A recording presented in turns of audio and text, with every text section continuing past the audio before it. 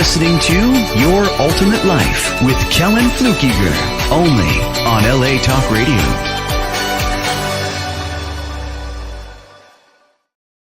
Hey, welcome to the show today, Your Ultimate Life.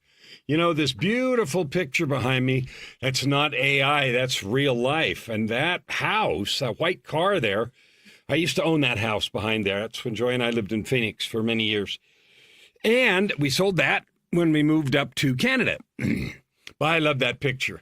Beautiful sunshine. I use that today because I want to talk about sunshine and creation and opportunity and growth.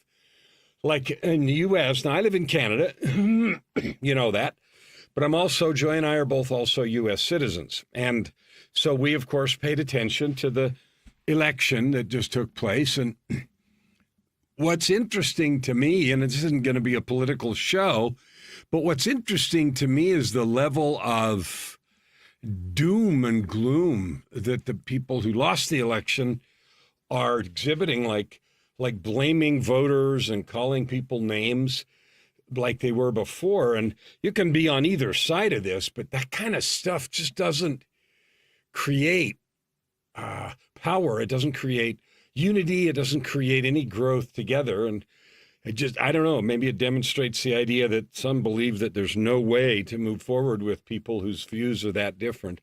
I don't know. But anyway, it's going to be interesting to watch from up here. Today, I want to talk about the idea of creation, and this is really appropriate given the significant change that the U.S. has just had. But it's really more important for your life because you and I, other than voting, which I hope you did, don't create a ton of outcomes. What we do is we create our own lives. Now, there's lots of talk, and I say this too about you create your life. You do. And it's in very, very deep and profound ways. So today's going to be a little woo-woo. We're going to get into energetics and how our ideas and thoughts affect reality. And first, I'm going to tell you a story. So there's this guy who's a Harvard PhD. He's a friend of mine.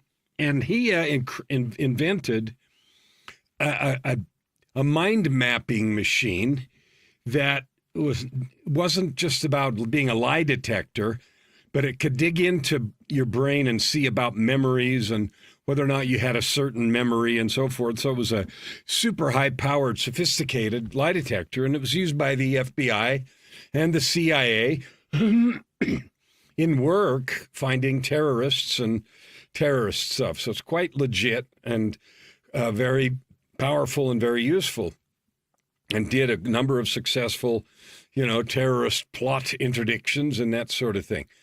The reason I mention that is I'm not going to talk about terrorists today either. What I am going to talk about is some other research that this guy who did that conducted, and that is this.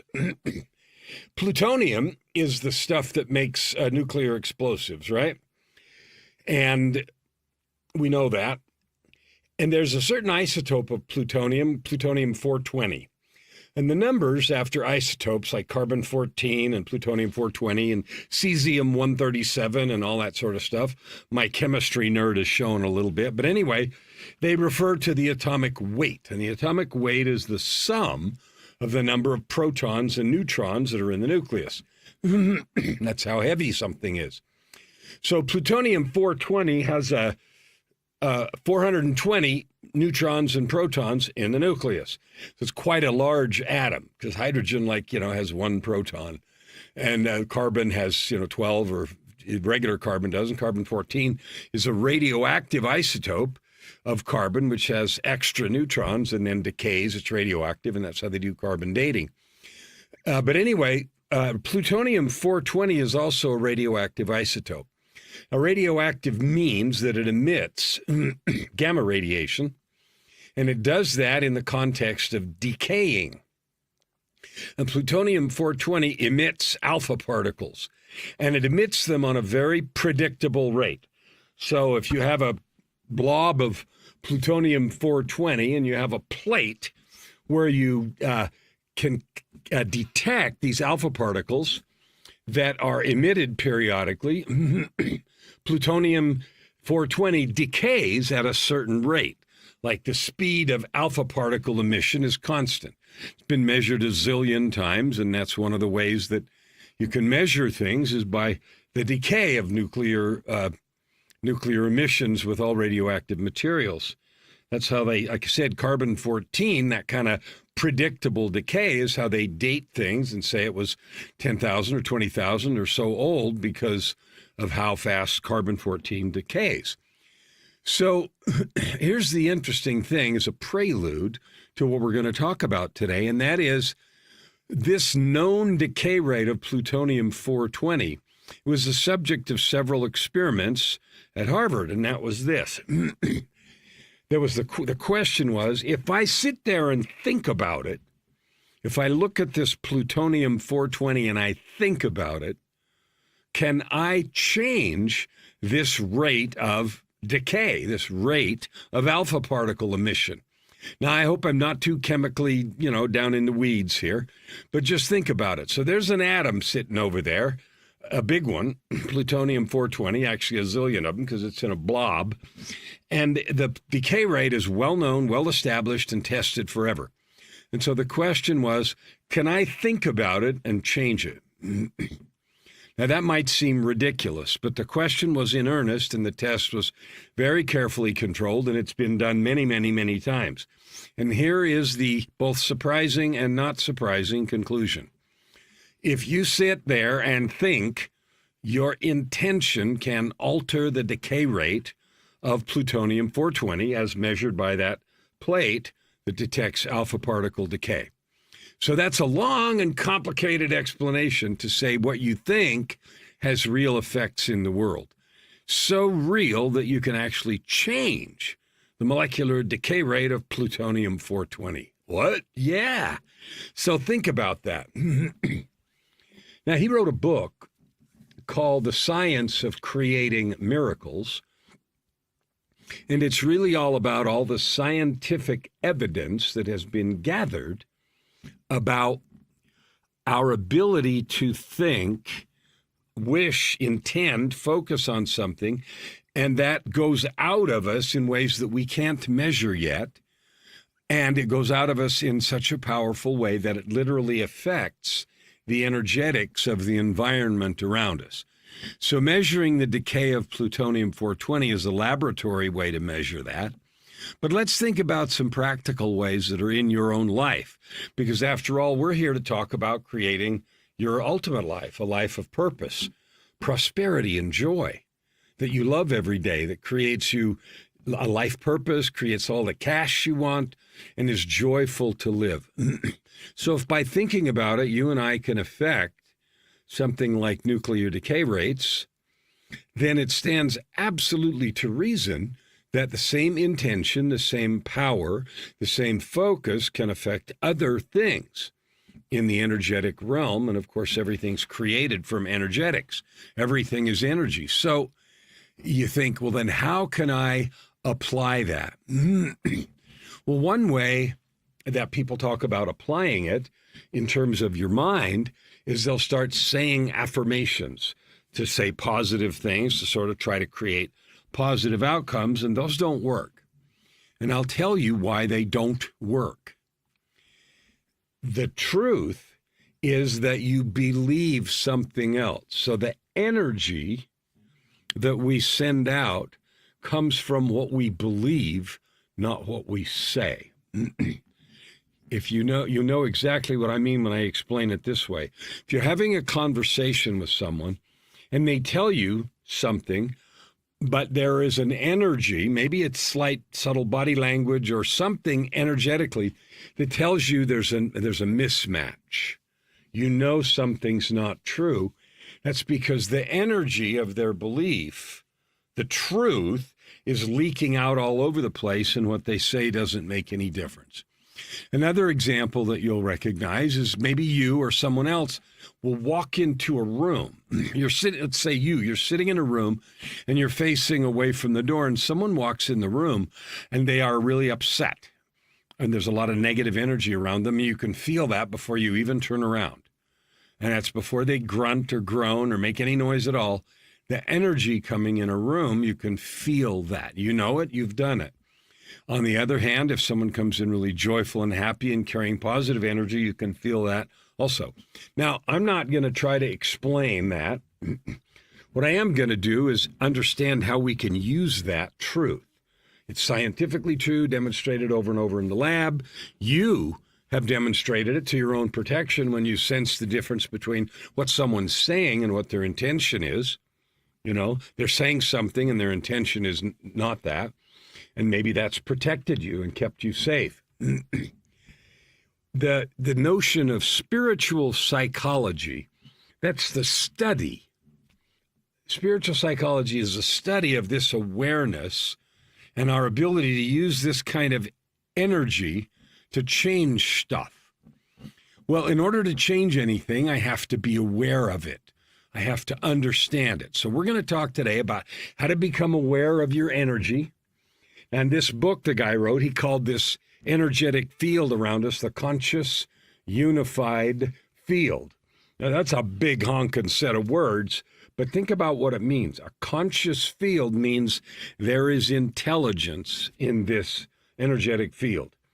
Unified means it is the same everywhere. It goes through and everything. And one of the interesting discoveries in space is that the vacuum, the emptiness of space, isn't empty at all. It's seething with particles that come into existence and then disappear all the time. 0-point energy, these quantum fluctuations. And you've heard all those things in science fiction things. But quantum fluctuations are real, and particles do pop in and out of existence even in the vacuum of space. And that means it's not really empty. So then the question is, wow, if the whole thing, the vacuum of space and the entire universe is seething with energy, then you and I know there's an infinite amount of energy. Therefore, anything can be created. Every possibility already exists. So that's fine and fun for a science fiction movie and for that sort of thing. But let's bring it down to ground. I want you to think of a day where you've got out of bed and you got up and you're going about the day, and for some reason, you feel on fire. You feel really good. You feel focused and capable and powerful. And as you go through the day, things just seem to go well. Everything feels like there's a tailwind.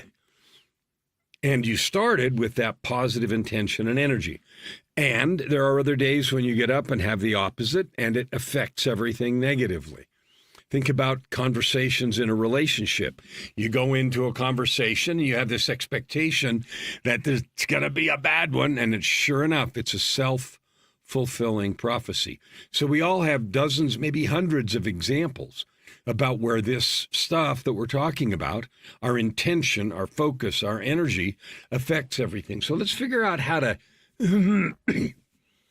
turn this into something useful so you can master this tool and use it to create the kind of life you want. The second thing I want to lay as groundwork is something you might call inherited belief systems. I call it your B-Deep, your context straitjacket. It's the set of things that you believe about life, about others, about possibility. It's that, and I use the acronym B-Deep, your beliefs, your definitions, your experiences, your expectations, and your perceptions. Your B-Deep, you weren't born with one, but growing up and all the stuff that we've had happen to us, we create this. We create a context straitjacket. And the effect of this is it limits what we believe is possible. It limits what we attempt. It limits what we achieve. It limits how much money we make and how successful we are and everything else. But not because the limitations are imposed by outside. They're imposed from inside of us. And so this whole work of coaching and of helping people realize, I say this often, help you realize who you really are. So let's say for a moment, play a game with me here. If you knew, I wrote this down, so I'm going to read this. Let's say if you knew that you had power, you really did, if you really knew you had power to create anything you want, you knew that you had that power, And you knew that you had to learn how to use it, because it wasn't like waving a Harry Potter wand or snapping your fingers, but that there were some processes you needed to learn, but that you had the power to create anything you want. You'd spare no effort to learn how to use it. You'd climb any mountain. You'd do anything if you really knew, I have that power. I got to learn how to use it. Okay. So the truth about it is both the science and the metaphysics teach us that we do have that power. So the question for you and for me is, are we willing to do the work to learn to use it, to manifest? That's the buzzword that everybody uses, but to create what you want. Now, this context straitjacket, or your inherited belief system, is nothing, it's not very complicated. It is the total of all the crap that's happened to you in your life. It's how you interpreted all that, and it forms the boundary, the box that you believe you operate in. It forms the limitation of where you think you belong, what you deserve, what you can have, what you can't have. Stories about money, stories about worth, stories about fear. You're afraid, or you could be, I was, afraid to be seen, afraid to be wrong, afraid to be laughed at or ridiculed, fearful that you don't belong. All of those things are created. Nobody was born with that. All of that stuff is limitation. It's a box that we build. And we build it for good reason. Our experiences have taught us that. Now, there's this principle of limitation, and it goes like this. I'll tell you a little story. There's a fish in the ocean, and it's hungry. And it's swimming around, and it sees a nice big fat shrimp on the ocean floor, and it goes down to get the shrimp. And right before it gets the shrimp, a bigger fish comes and just knocks it out of the way, maybe hurts the fish and eats the shrimp. Scares the fish, so the fish swims far away to another place. And now it's really hungry. It's looking around for food, and lo and behold, it sees a shrimp on the bottom of the ocean. But before it goes to eat that shrimp, it looks around and says, wow, this temperature's about like what it was before. And the water color and temperature and feeling and all of it, it looks about the same. So right before it eats the shrimp, it gets scared and turns and runs away and stays hungry. Now that might sound like a silly story, but that's what we do all the time. We assume that stuff that's happened before is going to happen again. We assume that limitations that existed before occur now, even though the situation is different. The day is different, the time is different, our experience is different, and we assume all these things. That is the same, excuse me, as this principle I'm talking about, which is this inherited belief system. Now, the word inherited means like it came from somebody else, and there's some ideas about generational trauma and things that are passed down generationally, and maybe there's some truth to that. I'm not going to talk about that right now. What I am going to talk about is the stuff we create for ourselves based on our interpretation of events that happen to us. Now, what does all this have to do with creating your ultimate life? Creating a purpose, owning a purpose, creating prosperity, which is love, it is relationships, it's money, all the things you need to enjoy your life, and then to have joy every single day. Well, it has everything to do with it. Because this whole straitjacket that we live in creates a bunch of automatic thought patterns, like the fish story. Things where we assume things are going to work a certain way when the circumstances are different. We actually have no idea what they're going to work like, but we allow these thought patterns to get in our way. And most of the time we do it unconsciously. We just assume, based on our observation, this is all going to be the same. And we don't know that. So what I want to talk about today, as I say, you create what you believe, not what you say, is I want to have a better understanding with you together about how to use these truths that your energy can create. It can change things. And we have to be aware of this automatic assumption that we do, our context straitjacket, the kinds of things that we believe automatically, and they're often subconscious, right? We think something bad's going to happen, and it's below our conscious mind because we've seen this over and over again. So automatically we assume, think about a dog. If someone has hit a dog more than once, the dog's used to, a certain motion means pain. You know it because the minute you move a certain way, the dog recoils. And then oh, that dog's been hit before, probably many times. So you say, okay, that's an automatic pattern. And we do that too. Only we do it to our detriment. We do it when there's no danger. We do it when there's no problem. We do it and we do it so much that it gets in the way of creating success. All right, so now you understand the setup. Every person breathing air has that setup. Here's the master key. Most people don't do anything about that. If I talk to someone and I explain this to them, I say, yeah, I know, I'm aware of that. And then they go about their life living reactively, reacting to stimulus, making these unconscious assumptions about their own worth, their own capability, their own ability to create small things or amazing things, and nothing ever changes. Well, and it never will, because if we keep doing what we've been doing, then of course we're going to continue to get the same results, right? So what are the steps? The first step is awareness. I've given you that. I've handed you awareness. You are programmed. You're programmed from the time you're little. You must be. Your environment, the people around you, your family, your school, your religious system, all those things program you in a particular way. And I'm not saying all that programming is bad. You learn to walk. That's programming. You learn if you walk out in the street, you're going to get hit by a car. All those things are good programming. The awareness comes when you realize, or I realize, hey, I wonder if this programming is really serving me. Is it really helping me build what I want to build and be who I want to be in the world? Is that really helping me?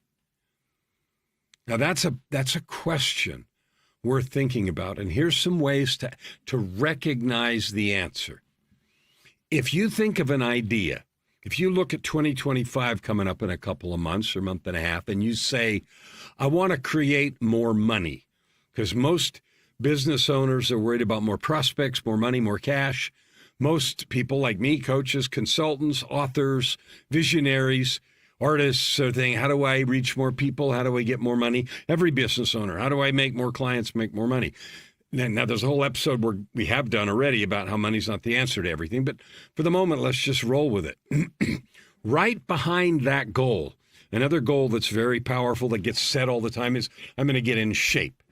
There's an obesity epidemic. Maybe you've struggled with food, or you've got an emotional relationship with it and it's not healthy or something. I don't know. Or maybe you've got a relationship problem. You have relationships that you've sabotaged over and over again. I had that problem. I was married and divorced 3 times before I figured out who I was and what was going on in my own life and the depression I'd been struggling with and how that led to a bunch of self-sabotage. So we all have these things. Step 1 is to know, wow, I have this thing. I have this learned behavior. I have this automatic set of beliefs. It doesn't matter. Who cares where it came from? It doesn't matter. So this is not about laying on a therapist's couch and doing age regression or hypnotic regression and going back and finding this, that, and the other. I'm not saying you should never do that. Maybe there's situations with trauma and EMDR and other kinds of therapy where that's important. But for the most part, where it came from doesn't matter. Who cares? the first awareness is, wow, I have a habit of behavior that's not serving me. I'll give you an example that's in my own life. I love doing music, creating songs and so forth. If you want to hear some, go on Spotify and put my name in, or Apple or Amazon. I've got 91 songs out. I used to have a fear of singing solo singing in my song. So I would put off and procrastinate doing the vocal tracks and agonize over them and do them over and over again because I had this story that they had to be a certain way, and I was really harsh about how they needed to sound. Needless to say, that made my production schedule really slow and really long, and it shied me away from doing vocal stuff. I did a lot of jazz and a lot of EDM and other kinds of music that didn't involve vocals. Now, the last 35 or 40 songs I've done have all been vocal because I've overcome this. But that story prevented me from writing and singing and performing a lot of music that I wanted to. Okay, now the title of today's episode is You Create What You Believe, Not What You Say. There's a perfect example. I said a million times to myself, I want to do this music. I want to do this music. I want to sing. I want to.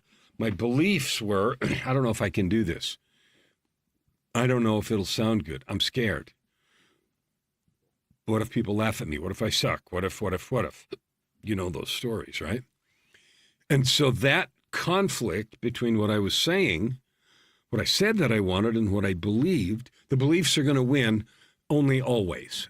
Always, always, always. So we've got to go down there and explore those. And this is where this awareness comes in. If you find yourself repeatedly failing, repeatedly making excuses, repeatedly running into barriers and obstacles, and every time I try, there is an unconscious belief pattern at play. So then the question is really simple. What am I believing that gives this power? What is it that I'm believing that makes this thing I say I want to do so hard? And this takes some reflection, and maybe I found it to be really useful to do this with a coach. Some of it I did for really destructive behaviors like addictions I had and so forth with a therapist. I found it for exploring my real potential best with a coach, because it's like, think of it this way. There's a huge difference between therapy and coaching, just like there is between a doctor and a personal trainer. If I'm broken, my Achilles tendon is sore or torn, or I broke a bone or something, I need to go get a doctor, and I need to get some work done to fix the brokenness. After that's fixed, and maybe I need a physical therapist to get rehab back to where it's okay. So that is the place for the doctor and the therapist and that sort of thing. But you don't keep going to the doctor if you're training for an Olympic event. Their specialty is fixing what's broken. Same thing with shrinks and counselors. Their work, their bent, the stuff they've studied is to take us when we're broken, and I was there too, and get us to where we're functional and okay. If you want to get to your maximum performance, then you go get a coach. If you're going to the Olympics, if you're going to make a ton of money, if you're going to create new business, if you're going to put your message in the world. My commitment this year is to reach 300 million people and help you create wealth and impact. I'm not seeing a therapist for that or a doctor. I get good coaching. Why? Because a coaching is about elevating you to your Olympics, whether it is a physical sport or the kind of thing that I'm doing. It's a message, sport, encouragement. Now, this is an invitation for you. If you're a messenger, if your life experience has brought you to a place where you have something you really want to share with a broad audience, I'd like to talk to you. Because I love having people, knowing people. Sometimes I have them on my podcast or this show, but I love knowing people who've been through things and create their message. So let's keep going. After you're aware that you've got these destructive behavioral patterns, that are sabotaging your growth and getting in the way, making excuses why you're afraid or why you procrastinate. Fear, procrastination, and self-sabotage, that kills more dreams than anything else. Anything else. And it manifests in all kinds of story things. So then when you ask the question, what am I believing that gives this behavior its power? Like nobody forces you to procrastinate or to go watch TV, binge on Netflix instead of writing your book, or, go eat instead of prospecting for your business. That kind of thing. Nobody forces you to. Your fears and internal story does. When you're aware, gee, that's some story going on, then it's fair to ask the question, what am I believing here? Then you have to realize there is a process.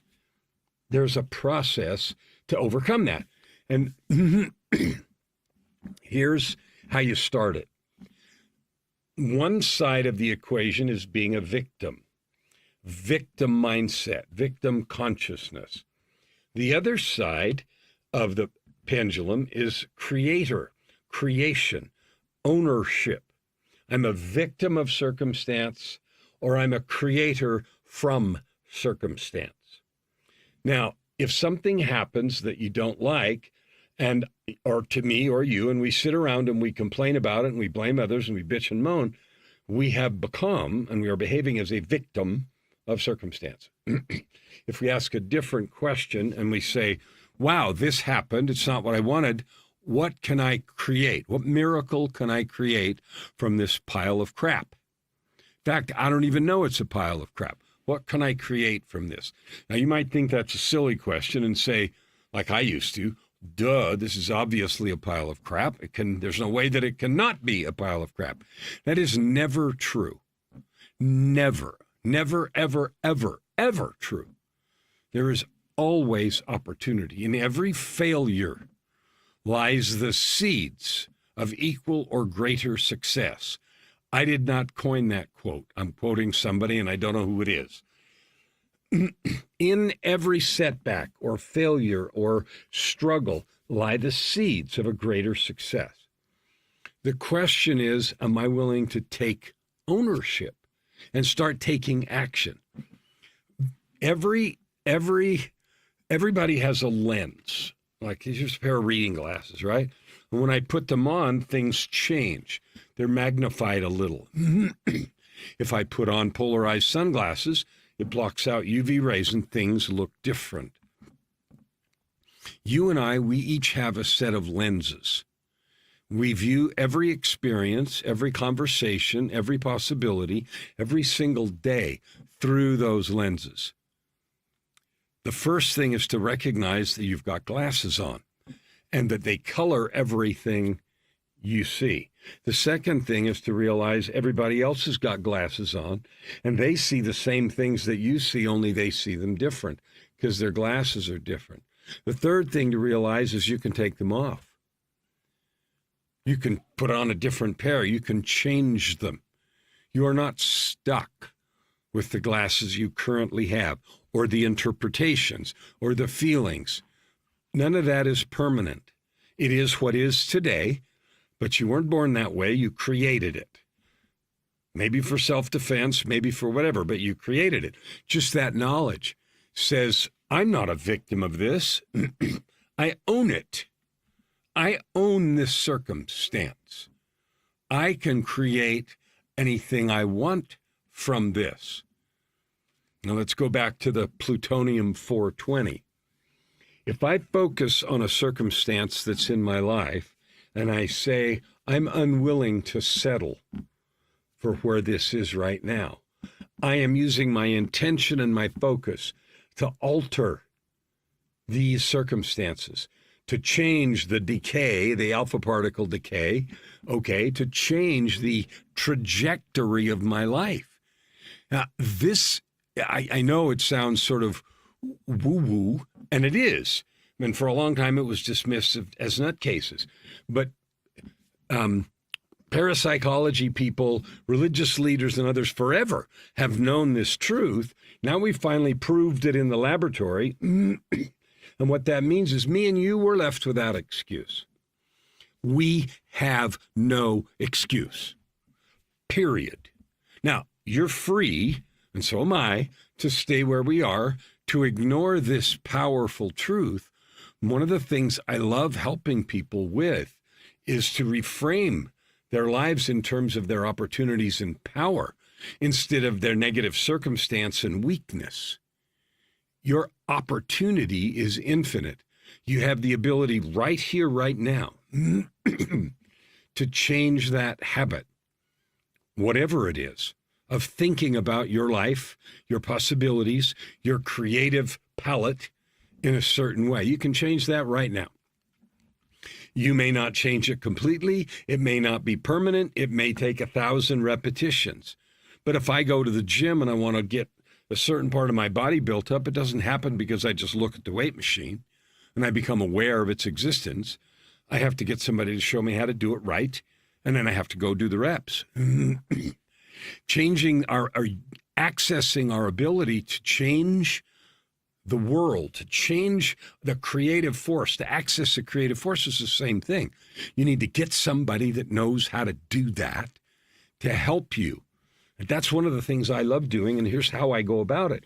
I'll listen to someone. I'll ask them what they want, why they don't have it already, what they've already tried, what are the barriers and so forth. And in that kind of conversation, and it goes on for a while, but that's the kind of questions, it becomes really clear what barriers they have put up, how their living in a victim mindset has gotten in the way of creating the ultimate life they want.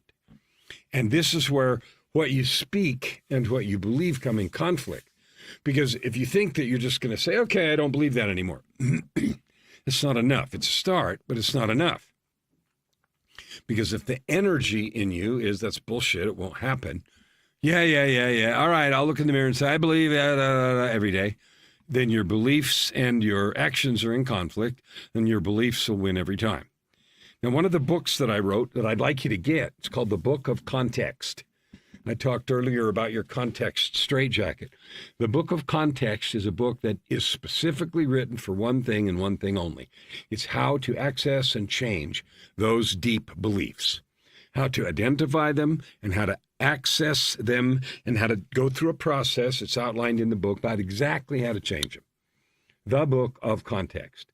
If you change your beliefs, then just like willing plutonium to change, you can literally will the energy in the universe to begin to create the things you want.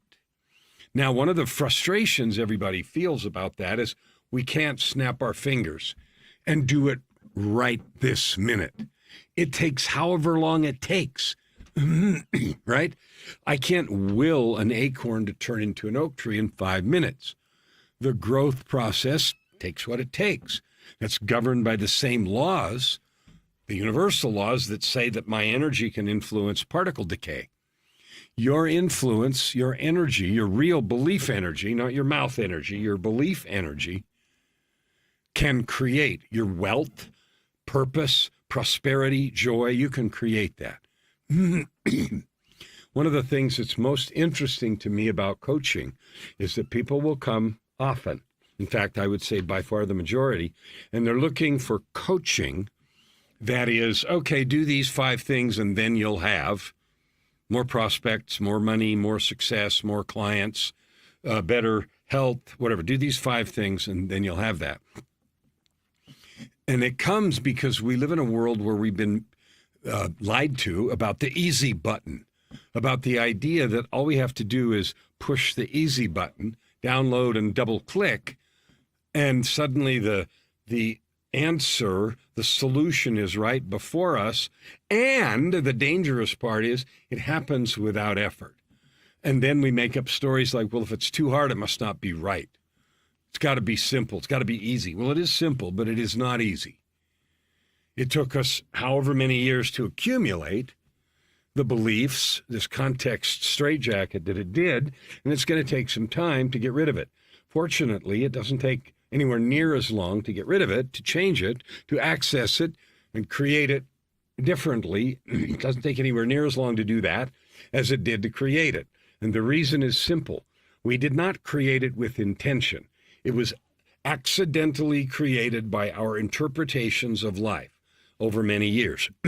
When you become aware of it and you consciously focus on what you're believing about your own capability, what you can and can't do or have or create, your wealth, your worth, your relationships, when you realize, man, I'm creating this, and you focus that energy on it, it can change much faster, 10 times as fast, and maybe faster than that. So the good news is it doesn't take forever. The other good news is you're in control. The other good news is no one can take it away from you or prevent you from doing that. The bad news, if there is any, and it isn't really bad news, is it's not instant. You have to do the work and do the process.